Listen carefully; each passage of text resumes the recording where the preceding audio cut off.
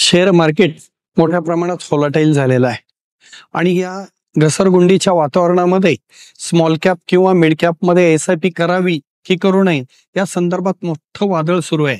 जर 7 ते 10 वर्षापेक्षा अधिक कालावधीसाठी स्टे इन्व्हेस्टेड राहणार असाल, खात्रीनं सांगतो स्मॉल कॅप आणि मिड कॅप अतिशय चांगली संपत्ती निर्माण करतात। स्मॉल कॅप आणि mid cap higher risk higher gain अशा पद्धतीची गुंतवणूक आहे।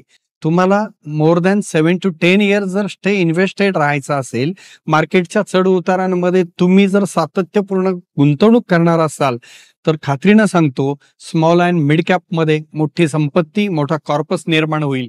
2008 मध्ये एक मोठा फॉल आला होता आणि 2020चा कोविडचा फॉल तुम्हा सगळ्यांना माहिती आहे। गेल्या 15 वर्षांपासून ज्यांनी स्मॉल कॅप आणि मिड कॅप फंडांमध्ये समजा जर SIP चालू ठेवली असेल, या फॉल मध्ये त्यांची खरेदी झालेली आहे, ती त्यांना खूप फायदेशीर ठरलेली आहे आणि या 15 वर्षांमध्ये त्यांनी त्यांच्या जीवनामध्ये मोठा कॉर्पस निर्माण केलेला आहे।